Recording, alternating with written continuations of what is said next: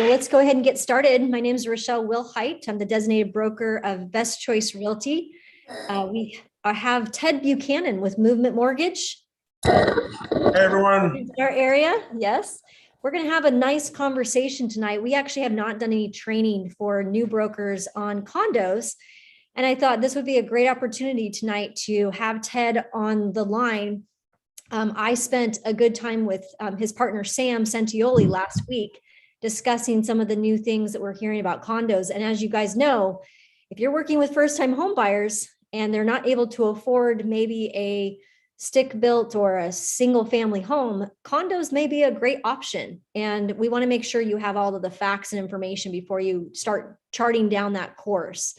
So kind of the layout today, we're going to talk a little bit. Ted and I are going to have a very open conversation about lending and just, what we need to be concerned about with condos. I know Ted's done, I don't know at this point, Ted, probably thousands of condos as far as the lending side of the business. I think he's counting.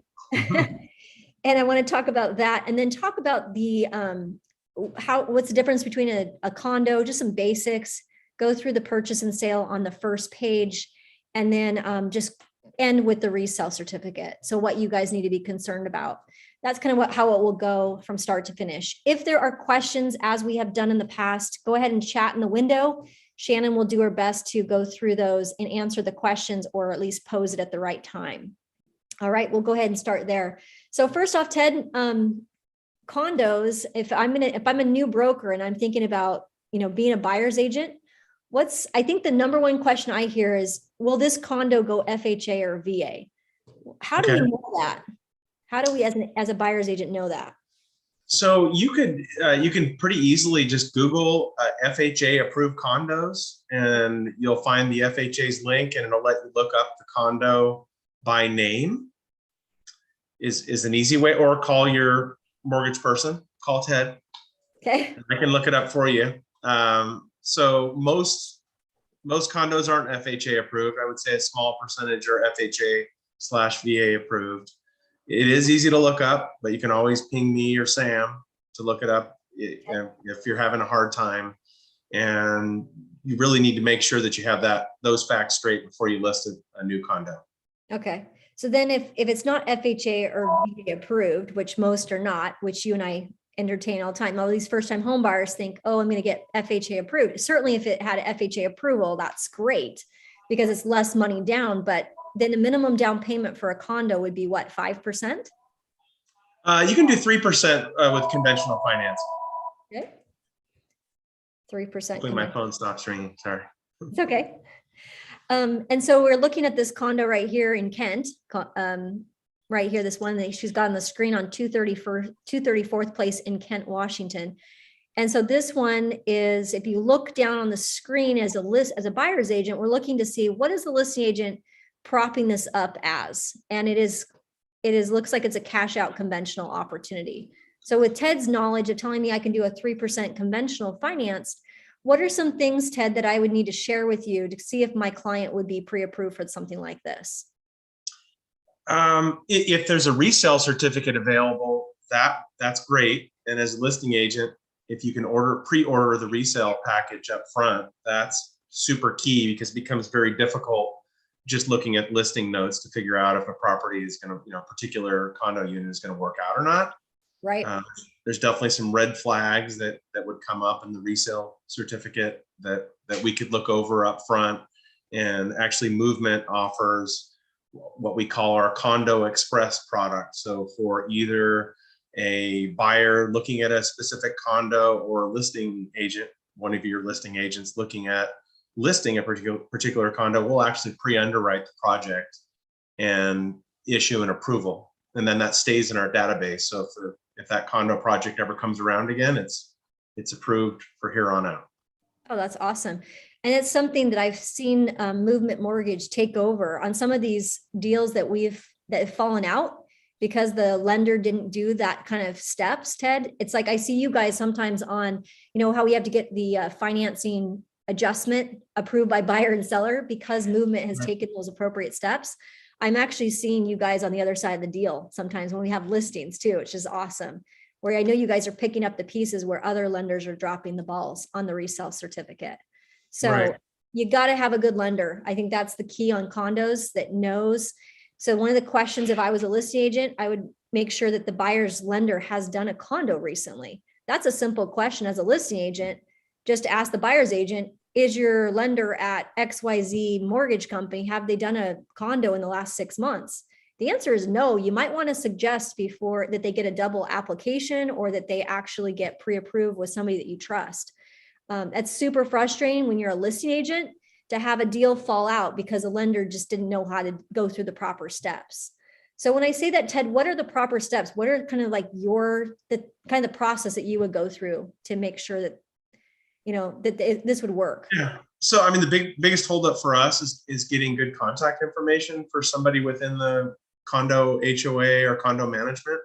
So getting that information, if you're a listing agent, have that ready before you even list the property. Even better, get the resale certificate over to us and we can look it over. Then you know that you're not going to run into any problems, because obviously with the domino effect that would create for your seller trying to buy, if their condo sale fails, that could be a huge issue. But just as simple as knowing who can get the information the lender needs. And generally speaking, I don't know how much detail we want to go into, but there are, in a conventional mortgage, there's a full review and approval, and then there's a limited review. And so a limited review basically doesn't look at as much documentation. We just need our questionnaire filled out, which in effect is the same as a resale certificate. For limited review, you need 10% down minimum. So less than that, you would need to go through a full review, which just means that we're going to review the condo's financials. We're going to review the budget, balance sheet, and the insurance, Okay. along with our questionnaire. I don't know if you guys are like me, but I'm taking notes here because that's something new. Everything's changed, it seems like, with condo financing. If I was brand new jumping into this, I would want to write that down. So it's a full, you said if it's 10, if it's not 10, less than 10% down, a full Fannie Mae project review would be required, which doesn't mean we need every shred of documentation in the packet you get from the management company. But we typically would just, for a full approval, we would specifically, every lender needs the same thing. So we're no different unless they interpret rules differently. Okay. But specifically, you would need the lender questionnaire, which is the same for every lender. It's just Fannie Mae's questionnaire. Okay. A recent budget, balance sheet, and insurance. And so on the budget and the balance sheet are the big ones. So if you've got, if you have a recent assessment, we're just making sure that there's funds available in the budget and balance sheet to cover those assessments. And we're just looking for funds in and funds out, kind of like a profit and loss. Okay. So if the agent has uploaded in the supplements, go ahead and pull that up, Shannon. They've just provided a resale certificate in that manner right there. So we've got CC&Rs, which is not what we're talking about. The resale certificate is, I believe, the summary. Is that correct? Go ahead and open it. Yeah, the resale certificate effectively usually answers every question on our questionnaire, but Fannie Mae requires we have the questionnaire in our file anyway. Okay. So the resale certificate typically could be reviewed up front if available to determine if there are any red flags, because that effectively answers every question on Fannie Mae's questionnaire. Okay, so if you're looking at this one, don't go too fast, Shannon. You gotta slow her down. So I'm looking at this again as an agent. You guys are not meant to interpret the resale certificate. That's not your job. Your job is to prepare to get the information and deliver it to your buyer and the buyer's lender as quickly and as soon as possible. If you have it, I think it's a great top producer tip. If you have it already ordered, go ahead and upload it to a supplement. It will help the lender and help the buyer in knowing whether this property will work for them. When they're buying a condo, they're buying basically the space and all the amenities and into the complex as if they're a part owner of the association. So they need to know what this all is and what, if there's anything of concern. So as I'm kind of scrolling through this, Ted, is there anything that the lender, like if you were going to finance this one, that you would maybe call out? So kind of an interesting new fact, and probably most of us watch the news and watch the big high-rise condo come down in Florida. So there was fallout from that on the lending side, because prior to that, lenders would just lean on local municipalities to make sure that building codes were met, and condos were properly maintained. So now Fannie Mae has enlisted lenders to sort of police that situation, which gets really subjective. So anytime, well, let me step back. So on the questionnaire and probably somewhere on the resale certificate, there's potentially something addressing sort of health and safety issues, if there are any. And so obviously, if there are, and it's not spelled out, we're going to dig into that because we're required to. Code violations, right? Basically number 11, I think, is what he's referring to. Right. And it's even a little bit more specific on our questionnaire.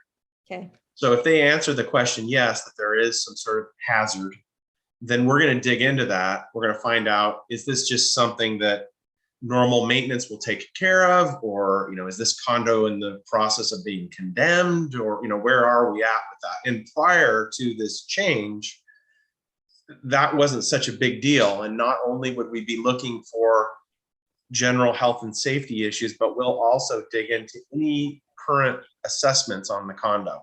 Whereas normally we just look at the budget and balance sheet. If there was an assessment and there was enough money to handle it, we didn't care what the assessment was for. But now we have to dig in and find out, okay, there's an assessment. What's going on with this condo and what's wrong with it? And we've had a few of them run through my office already. Sam had one where there was a foundation problem. I had one where these things would have been swept under the rug probably before. And in the end, it's probably good for the buyer to know about these things because they may miss it. Yeah. And so what it necessitates, if this sort of thing comes up, is we do a full dive into the meetings minutes. If we do see something structural in terms of a failing foundation or water intrusion, was another one we had into a carport, because that was kind of what caused the Florida mishap. Mm-hmm.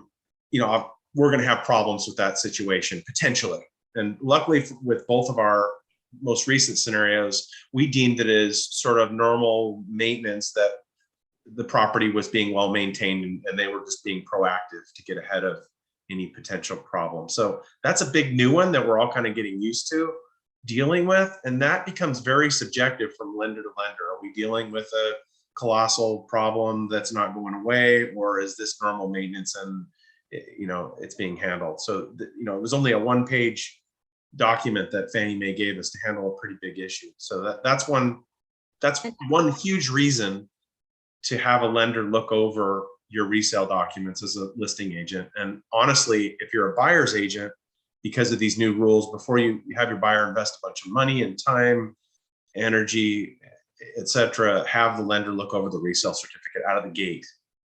Okay. Because sometimes we have a hard time prying at the agents to give us information. It takes a week to get what we need to even get contact information for somebody to call, because the listing agent hasn't ordered the resale package. And all of a sudden now we have an appraisal back because we're trying to close in 2.5, 3 weeks. And we find out in week 2 what we could have found out of the gate, that we have a huge problem and the deal can't close. So do your upfront due diligence. Do your research before.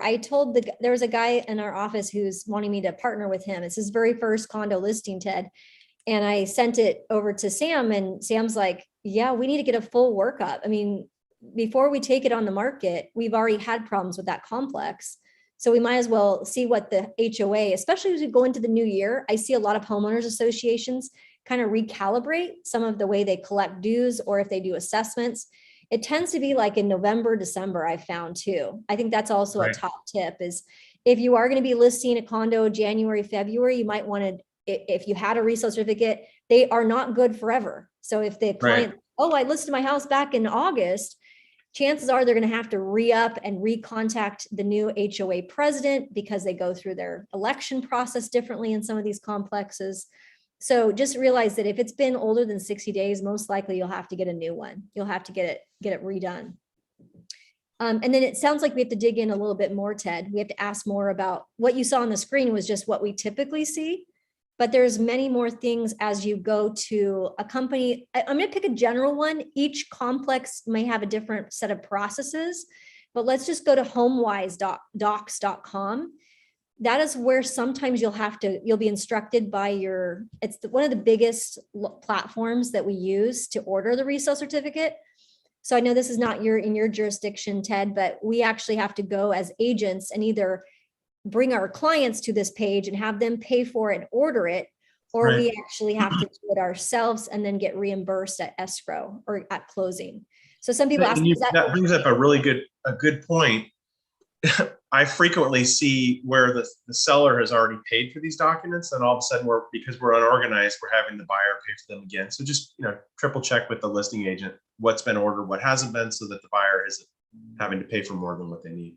And I see a lot of, these documents back when I started, Ted, it was like only 100, maybe 200, and we're talking $400 or $500, and then on top of that, you got two parties that are basically trying to hurry and get these paperwork. And so we're sometimes going after the same thing. So, talk to the agent, find out ask them if it's the correct management number, if that is the accurate. I see a lot of inaccurate MLS on the MLS, like here's the contact number for the HOA. And that HOA president hasn't been the HOA president in like 3 years. Somebody basically just copied and pasted, which is very lazy. I'm going to say it openly. It's lazy for that listing agent to do that. But if I'm representing a buyer and my buyer is the only thing they can afford is a condo, just realize there are steps that it takes to get the resale certificate. It's not just a simple resale certificate anymore. There's a bit more the lender will have to gather and find out from that listing agent what they gathered. And if it was just like that Kent listing that we saw, there's probably a questionnaire. There's definitely some insurance. There's probably a balance sheet that you need to get. So they've only done probably a start of the process so that we're not going to double up. We don't want to duplicate efforts and obviously duplicate cost. So what we saw in the screen, I'd say, no, they probably closed with all of the full package like Ted was asking for, but to get this thing sold, they use that resale certificate as a way to kind of get the process started. And then you still have to go in there and get the lender what they need. Title. So a lot of times people ask me, where do I go to find out? I had a question just yesterday, actually, an agent that was going to list a property. He's like, the property was listed 5 years ago as a condo and as a residential property. That's happened in Kirkland. It's happened in Puyallup. I've seen it happen quite a few times. And so a lot of you have asked me that question. Sometimes it benefits you to put it in both categories. But the way you would find that out is you would actually see a title and you'd actually go to the title report and it would say a condominium. It would actually say that on the title report. And if it does say that, then you do need to get a resale certificate. And there's a really good point to bring up on this, because there are so many oddball projects that are coming out that with all the new rules that are coming in, where we're trying to fit more people into tight spaces in the cities. So we'll actually treat what we call in the lending industry a site condo, which you could look at as probably would look at as a townhome. It's really not a term in our language, but if you have, where you see those, maybe there's 4 individual quote unquote condo units sitting on one lot. They're detached. Sometimes they're attached. Sometimes they have no HOA dues. Right. And for those scenarios where there's no dues and there's no master insurance policy covering all of them, we'll treat those like single families and waive everything. Okay. So just FYI. Yeah. So that would be just a question we need to verify. Sometimes when we're marketing a property or we've got a listing coming up, a kind of a key word would be a 0 lot line. That's sometimes a phrase that a lot of builders will use. If it's a 0 lot line or it does not have like amount of square footage, it can sometimes be treated as a residential property. So just work with your lender on that, and certainly check out your title report. This one definitely says, go back one more step, Shan, is right there. It says Unit 3, Building 21, a condominium. So that would need to be on a condominium purchase and sale agreement. So that would be used at Form 28. So those of you that are new to the business, and maybe you have never done a purchase and sale with a condo, it's not a Form 21, it's a Form 28. And that's what you're looking at here on the screen. So I pulled up a sample. This one I believe is closed and already paid out, closed back in November. But just to kind of reiterate some of the key things, number 16, it says public offering statement. Those of you who are newer, the difference between a public offering statement and a resale certificate, public offering statement is something that's brand new, newly constructed. That would be a public offering condominium. A resale certificate is and they actually used to have it back in the day. They used to have them separate and used to confuse everybody about what is what. I just realized whenever you're dealing with a public offering statement or a resale certificate, you want to work with your lender to figure out what does that lender really need to review. I learned something new. I didn't know that if you had 10% down, Ted, you actually didn't have to have the full package. Learned that today. Right. So, Yeah. yeah, that's great to know. But as far as the number 17, let me go back a half a step. Number 16, it says received October 25th, 2021. So this particular person, this listing agent or buyer's agent, supposedly received it on October 25th. Let's make sure when you put a date in there, you guys, that you actually are getting what the lender needs, because contractually it's saying that we received it, but then we have a period of time to review it. And if we receive something, but it's not complete, we might have negated the contingency that we have built into the Form 28 contingency as far as a resale certificate review. So if they've put up, like they kind of did a half-assed kind of job there, let's make sure that we truly have received everything we need for the lender and then put the date in there. I'm sure Izzy got what he needed. We've done a lot of training on this, if we don't have it, if we don't have what we need, then you would check the box on the right, the delivered to buyer that's unchecked right there, and find out from the listing agent how long it will take to obtain, say, the financials or the lender questionnaire. Maybe it takes an additional 5 days or 10 days to get that. If it's part of the resale certificate, you can certainly check the box and give yourself a little bit more time. Many agents are locking themselves into saying that they've received it, but that includes the entire binder, not just the summary. And I think a lot of you are running some risky business right now if you're just filling in dates and not really knowing what you're doing. Go to the next page, Shannon. I think the next page explains that. No, go to the next page before I go to the next spot. I want to draw your attention. It's actually page, keep going. It's the last page, I believe.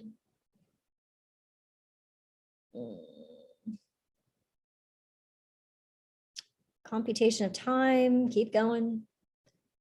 Resale certificate review.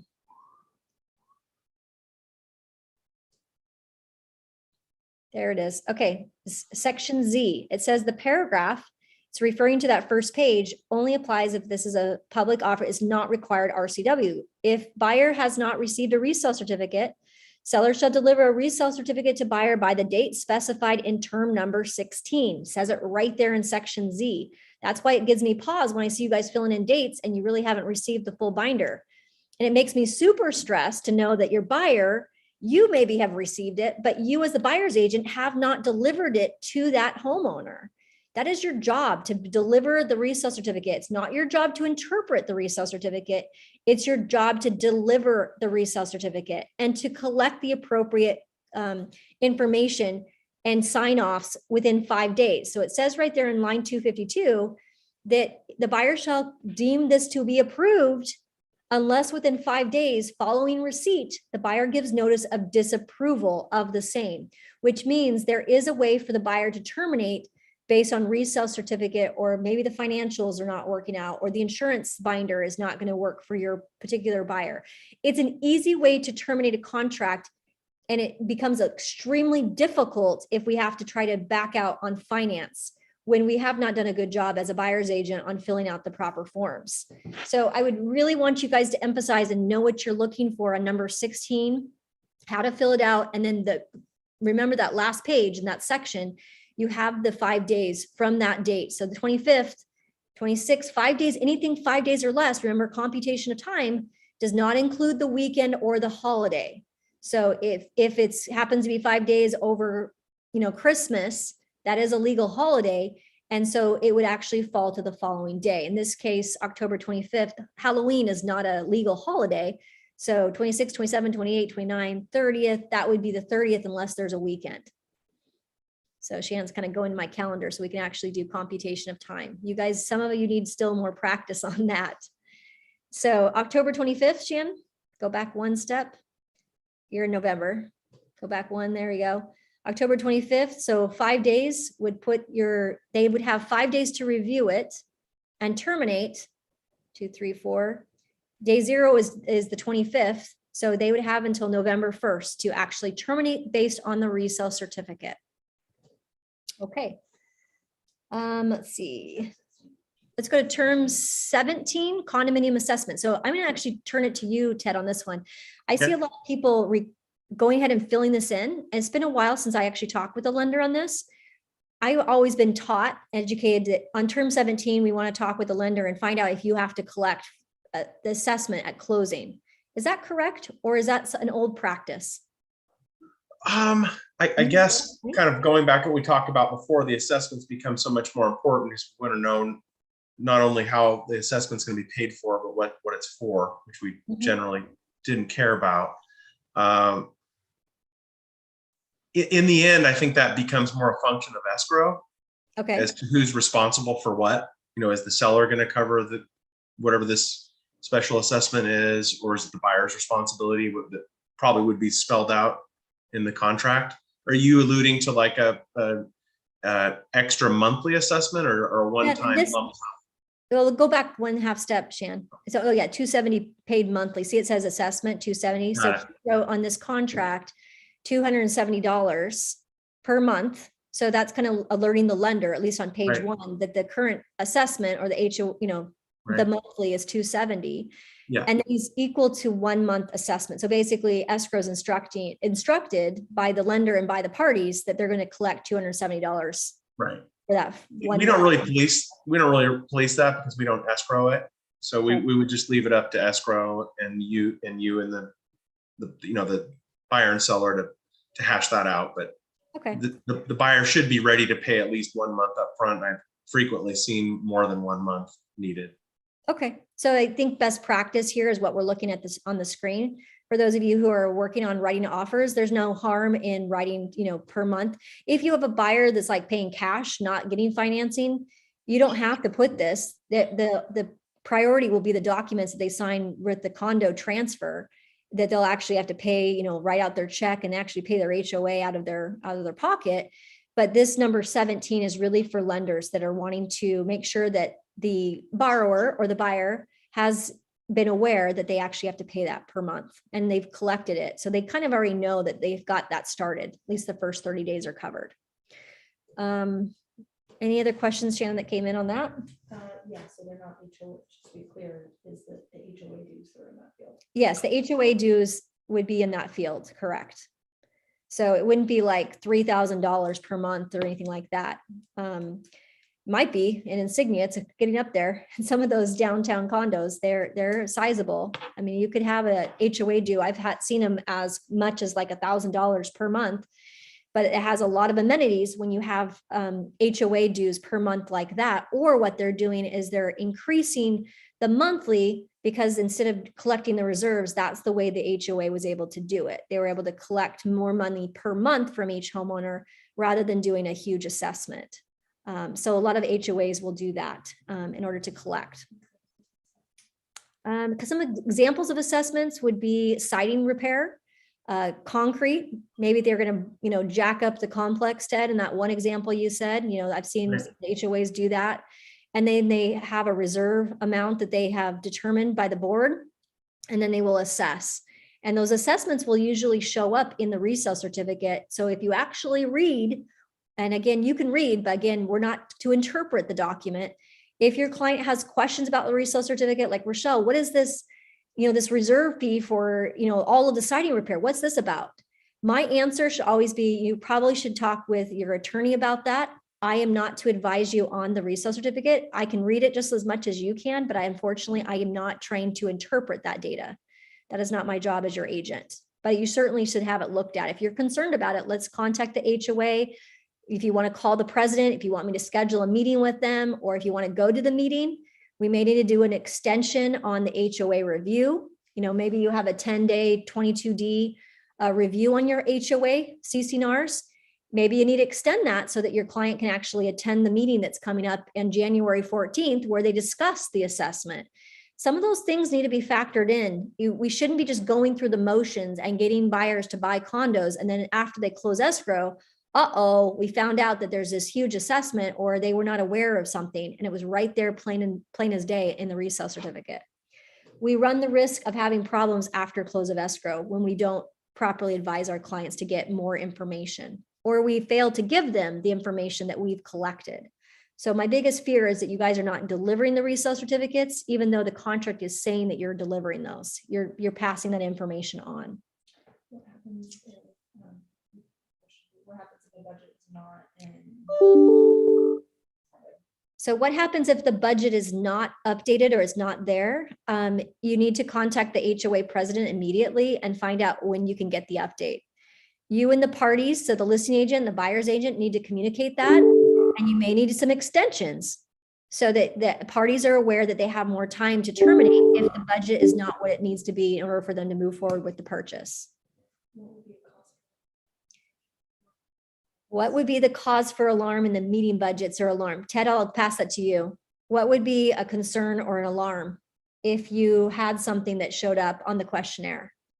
You mentioned there's a few of them, and there's a few misnomers too, and lenders get caught up with this. So just FYI, if you're a listing agent and you have a buyer that's purchasing owner occupied, we don't care about the percentage ownership by non-owner occupants.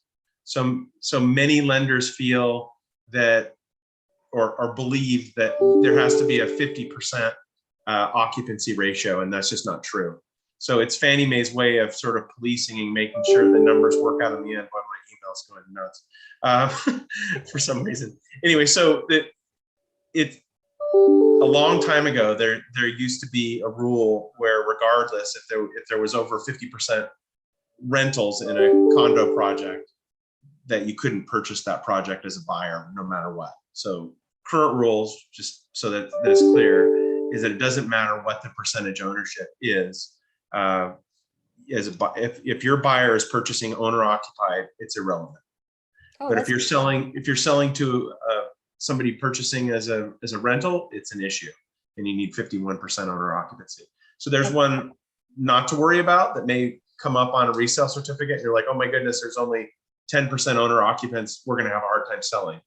Just sell to an owner, sell to somebody's going to buy and live in it. Random issues. On that same thought though, Ted, you guys also have to remember, if you're a buyer's agent, a lot of complexes in Seattle, for example, have caps, rental caps. Which holds that in line too, right? Exactly. Yeah. So you got to watch that. If your client's not going to use an owner occupied, that rental cap, you need to watch that. Because I've had some people buy and they're like, dang it, I have to actually live in it for a year, Right. Yeah. On the other side of it. True. Yeah. So you definitely need to look for that. A random red flag is a single entity owning more than one unit. And the rules on that differ a little bit depending on how many units there are, but you can't own more than two if there's between 5 and 20 units, and then over 21 units, one owner can't own more than 20%. There's commercial space limitations. Then that figures 35%. That's square footage based. Okay. That's another big one to look after. Again, any assessment is room for alarm. And so if you're listing a property, have your loan officer / the underwriter that the loan officer works with look over that resale certificate up front to stop future problems. Not to mention it's going to make you look good, because in a way we act as sort of a freebie attorney. We're going to look over the broad strokes, things that may cause problems. And then instead of having to use, to your earlier point, financing to get out of a transaction, you can simply exit because you've reviewed the certificate as the lender has also, and you can just walk away. So it'll make you look good to leverage that lender. We get these documents hidden from us frequently, and it takes us 1-2 weeks to get our hands on it. And I don't understand it. We should get them as soon as the buyer gets them, if not sooner. I think we're just too excited as listing agents, Ted, to get a listing, honestly. All right. Yeah. Just get it going. Yeah.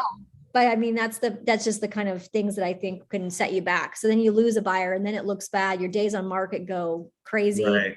And then you have it flipped. People ask you questions about it. It's just all that nonsense can stop by just doing some simple things like we talked about today. Exactly. I think we covered most of the questions I had written down. I've got a couple random ones. I just wrote down a couple little bullet points. So back in the old days, we used to do what were called FHA spot approvals, and those really aren't a thing, but we can do single use approvals, but that involves a lot of paperwork. So if you have an FHA buyer and they're getting really frustrated, and maybe there's a stagnant listing on a property that's not FHA approved, and you have a willing HOA and condo management company that's willing to shower the lender with a lot of documents, we'll manage all of that for you. It could be tough in a situation where there's a lot of competition. Certainly a listing agent, or if you're the listing agent, you're probably not going to take on an FHA buyer when the condo is not yet approved, but we will do that for you. So that's available. Awesome. Was there something else that you had, or that was is there a lot of Seattle? We've seen a lot of lids reappear as well. Lid assessments in Tacoma and Seattle recently as well, that kind of set us back. Are you experiencing that over there at Movement as well? I don't know if I know the term, to be honest with you. Lid assessments. They it's a local improvement district that they'll assess. They'll put another assessment on the whole entire project. Like if they're going to do new streets or some new paving. Mostly it's only going to be like in those townhome communities that are older, and when I say older, it's like, oh, they did the road wrong, right? The builder came in and they had to assess everybody. So that's a local improvement district assessment that we've seen. I've never had a deal die from that before, knowingly. Yeah. That's awesome. Well, Ted, you're teaching me something. I'm teaching you something. Well, yeah, I think you are. Owner occupancy rate, does it matter for VA buyers? They follow FHA rules, so 51%. Okay. Great question. Anybody else want to throw a question at Ted? If you want to unmute your line, we're right at 6 o'clock, 6:08 actually.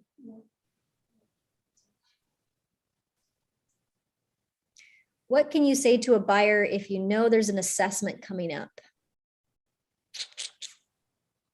You really should be, if you know an assessment, that's a material fact. So you have an obligation to share that with the buyer. You also need to make sure that they're aware of it. So anything that the listing agent shares with you, such as, hey, the list, the HOA is going to go up from 300 to 450. You need to share that with your buyer. You cannot withhold that information. As far as getting the HOA, I think one of the things that helps my lenders when I work with Sam, Ted, is like when I call Sam and say, hey, my client's approved for this much, but the taxes are this and the HOA is this, it kind of just fast tracks, whether this will be approved for them. Some people are really budget conscious. They have to stay within a certain number. So, certainly make it easy on your lender. I would say Sam loves it when I just text him and say, here's what this one is. Can they go up that high? Yeah. So it's tough on condos. So we write pre-approval letters, obviously, all the time before a buyer gets home under contract. And unlike single family homes where the only variable really is taxes that can vary from home to home, and they don't vary all that broadly. Obviously, for a condominium, the broad differences between HOA dues from one condo to the other could be enough to disqualify your buyer. So, if we came out and said, oh, your buyer's pre-approved to 500,000, a good lender is going to point out that assumes, say, $500 in HOA dues. So if the dues on this $500,000 condo that you find are higher than that, you really should point that out to the loan officer. And really, for any condo, you should try to get documentation to them up front, but at least send a listing link so that the lender can work up numbers. So if you and the buyer didn't catch the dues were $1,000 a month, that's the first thing we're going to look at. And we're going to show it in the payment, and that could scare the buyer away, and better to scare them away up front than waste a bunch of time and energy on it. Great. Thank you for sharing more. I think we've got most. Please come on percentage. Hi, Rochelle. Hi, Camille. Did you have a quick question? I've got a couple questions for Ted and one for you. Okay, go for it. Ted, did you say the resale certificates now cost $400 to $500? Did I hear you correctly? Oh, it varies broadly. Sometimes they're free because it could be just a small mom and pop HOA where the residents manage it, but then condo management companies could charge that much. I don't know if I've seen it quite that high very often, but $400 pretty easily. Yeah, So I you don't. have been Funny thing is that that's a better Rochelle question because I don't usually Okay. see what it costs. Okay, my other question for you is if you can do a 3% conventional, Mhm. is really the only reason one would do an FHA loan is because the credit score is lower? Usually, and there's definitely break even points because with the 3% down conventional, terms suffer a little bit, meaning mortgage insurance gets higher, and so Okay, it gets pretty close to a dead heat with FHA financing because FHA financing usually carries a little bit better interest rate at Okay. 3.5% down than a 3% FHA loan, sorry, than a conventional loan. So you're right. Usually, because of the FHA's rule to maintain permanent mortgage insurance over the life of the loan, usually a buyer only takes on FHA financing if they're getting good advice when their credit score isn't all that great. okay, thank you. And then Rochelle, you said that we do not have to interpret the resale certificate. That is correct. I've always thought we did. Nope. It's not a document. It's not an approved form that we are legally bound to as far Okay. as interpreting. So we So, don't guide them at all? I mean, you can draw, I could read it, right? And go, oh, they, Right. you know, the homeowner dues are going up on such and such a date. I can read it just as much as they can. It's the interpretation of the document that becomes, if you interpret and you don't have knowledge about the HOA or how things are drafted, it's a legal document that's been drafted by most likely the homeowners association. And that's not something we have the rights or that we have the legal knowledge to interpret. Okay, So, great. yeah, so just draw their attention to the points of importance. You know, I certainly could read through that summary and come up with several questions for a president, but it always comes from the frame of reference that just like a Form 17, which we also had that same obligation, we have the same obligation to deliver the Form 17, right, Camille? We Right. also have the same obligation to deliver the resale certificate. Treat it the same way.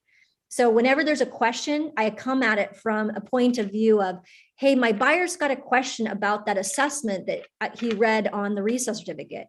Could you shed some more light on that? Or could you ask the seller to contact the HOA president about that issue and get us information? And the more you do from the moment you go mutual to that 5-day period of time, the better it's going to be of making sure you can keep that deal together and keep your buyer happy. Yeah, that makes sense. And I apologize if you've already gone over this, but where do I get, Ted, where do I get your contact information? Oh, I'm happy to put it in the chat if I can figure that out, or I'll put my email address in the chat. How's that? And then you Okay. can send me the email. Awesome.